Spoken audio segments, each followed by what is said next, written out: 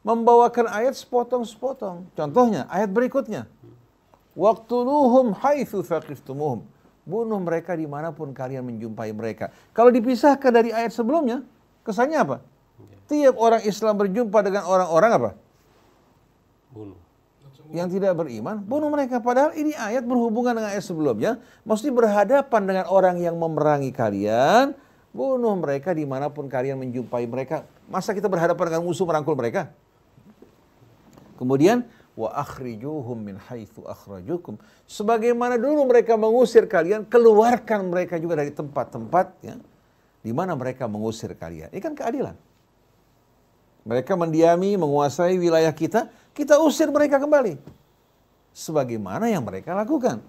Wal fitnatu asyaddu minal qatli, dan fitnah jauh lebih dahsyat dari pembunuhan. Fitnah di sini bukan berarti adu domba. Karena bahasa Arab ya, mengartikan fitnah di sini adalah untuk apa? Untuk makna yang berbeda dengan apa yang kita fahami. Kalau makna yang kita fahami itu adu domba, dalam bahasa Arab namanya namimah. Yeah. Kalau fitnah itu ya, adalah apa?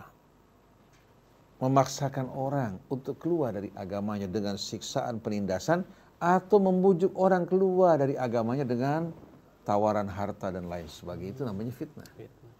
Seperti firman Allah dalam suratul Buruj, innal ladzina fatanul mu'minina wal mu'minati thumma lam yatubu falahum adzabu jahannam wa lahum adzabul hariq.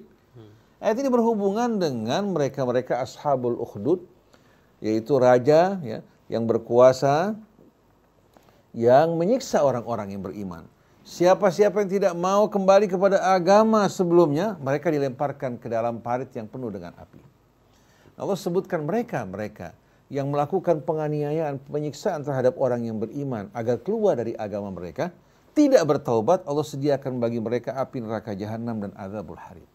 Nah, kalau fitnah terjadi kita berdiam, ini betul-betul akan betul-betul menghancurkan apa? Menghancurkan umat kita. Oleh karena itu Allah terangkan, kematian itu mengerikan, tapi fitnah ya, menindas menganiaya orang untuk keluar dari agamanya dengan ancaman yang bermacam-macam lebih dahsyat dari kematian itu sendiri. Wal fitnatu asyaddu minal qatli wala tuqatiluhum indal masjidil harami hatta yuqatilukum fi. Dan jangan kalian perangi mereka di Masjid Al-Haram dan sekitarnya kecuali kalau mereka memerangi kalian di sana. Kemudian fa in qataluukum faqtuluhum, kalau mereka perangi kalian di Masjidil Haram, kalian diizinkan untuk memerangi mereka. Kadzalika jazaul kafirin, demikianlah balasan bagi orang yang kafir.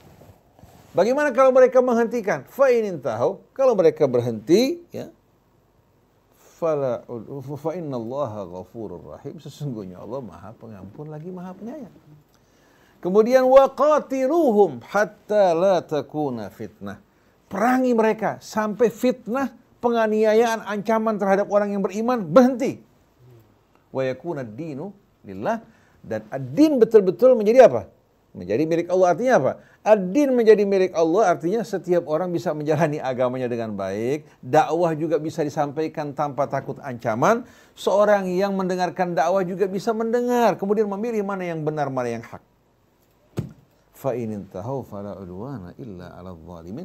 Kalau mereka menghentikan fitnah, penyiksaan, penganiayaan, ancaman terhadap orang yang beriman, fala udwana illa 'alal zalimin. Ini tegas sekali. Tidak dibolehkan kita menyerang, mengganggu kecuali orang yang zalim. Fala udwana illa 'alal zalimin. Jelas dari sini?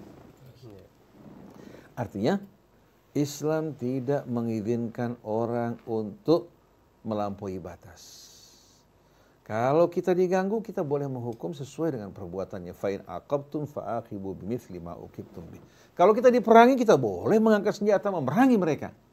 Tapi memerangi orang yang tidak bersalah, yang hidup damai bersama kita, karena perbedaan agama dan kita ingin memasukkan mereka, ini bukan jihad. Ini namanya apa? Ini namanya wal iyadzu billah, perbuatan zalim yang tidak dibenarkan oleh Allah.